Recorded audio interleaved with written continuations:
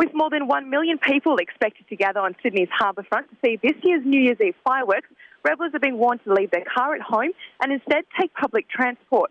Major road closures and special event clearways will be in place in the city centre, Harbour Foreshore, North Sydney and the lower North Shore. But more than 4,500 extra buses, trains, ferries and light rail services will be running to help ease that congestion.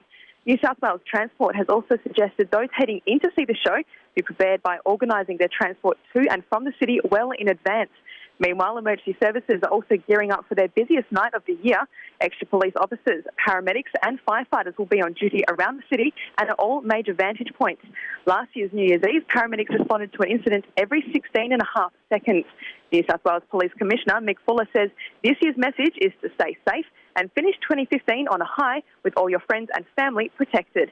At Darling Harbour, Heather Miller for Super Network News. While more than 1 million people have congregated on Sydney's harbourfront, authorities are preparing for their busiest night of the year.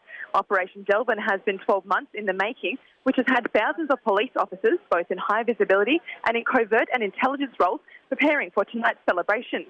Police say they're ready for absolutely anything, from violence to drunk and disorderly, and have spent the year making sure the night will be a safe one. Authorities have also put any terror concerns to bed, saying that despite Australia's terror threat remaining at probable, people shouldn't avoid the city. New South Wales Police Force Assistant Commissioner Michael Fuller says there's no specific threat for New Year's Eve, and that comes on the back of a number of arrests over the course of the year. Fuller says thousands of additional police, along with emergency service workers and government departments, have been working non-stop to ensure that New Year's Eve is a safe and family-friendly event.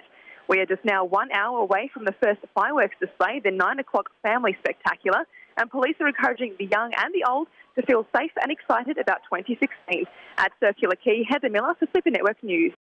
The new year has welcomed with a 12-minute, $7.3 million fireworks bang. 1 million people have gathered around Sydney shores with their eyes glued to the sky to watch 23,000 fireworks light up the harbour. The stunning display with the theme A City of Colour has been 15 months in the making, with organisers claiming it to be the best show to top all others before it. Fireworks are erupting from over and under the Sydney Harbour Bridge, from 7 barges in the harbour and from all 4 western sails of the Sydney Opera House.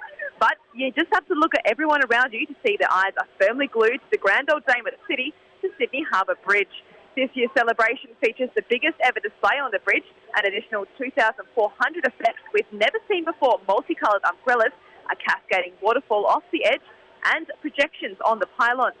A total of 100,000 fireworks have been set off this evening, and by the smile on everyone's faces, it has been the perfect close to 2015 and hello to the new year. At the Opera House, Heather Miller for Super Network News.